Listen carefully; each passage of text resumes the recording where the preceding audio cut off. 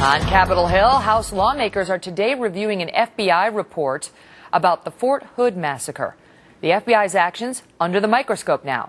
Specifically, accusations that the FBI may have dropped the ball when investigating the alleged shooter prior to the 2009 rampage. Army psychiatrist Major Nidal Hasan allegedly opening fire while screaming, "God is great" in Arabic. In the end, 13 people were killed. More than 30 were wounded.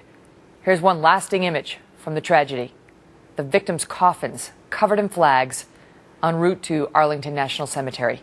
One of the victims there, of the victims, I should say, there was one civilian and 12 soldiers, including Captain John Gaffney, a 56-year-old psychiatric nurse who, according to eyewitnesses, rushed Hasan, possibly even throwing a chair at him under a hail of bullets. He was mortally wounded and died in the arms of a fellow Army reservist who was pleading with him to hold on.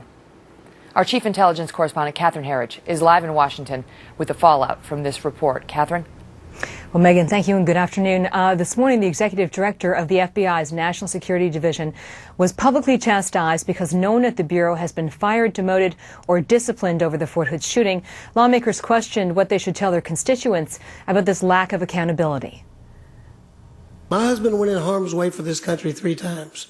Or my son went in harm's way for this country 4 times.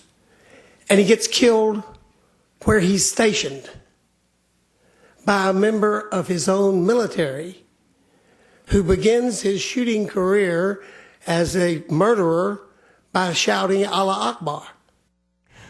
2 investigations have found that the FBI's Washington field office chose not to interview the alleged shooter, Major Nidal Hasan, before the massacre because they did not want to jeopardize his military career.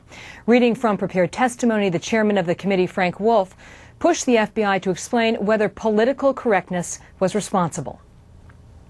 I'm further concerned that the reason for less aggressive investigation may have been political sensitivities in the Washington field office, and maybe even in the FBI's own investigating guidelines.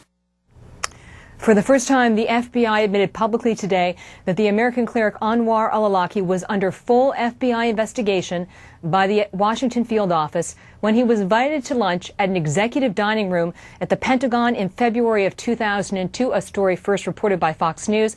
The FBI could not explain how that would happen. Also, the chairman of the committee took the extraordinary step of suggesting the FBI witness was misleading the committee over an incident with the cleric in October of 2002. For the first time, the FBI admitted they knew the American cleric was coming back into the U.S.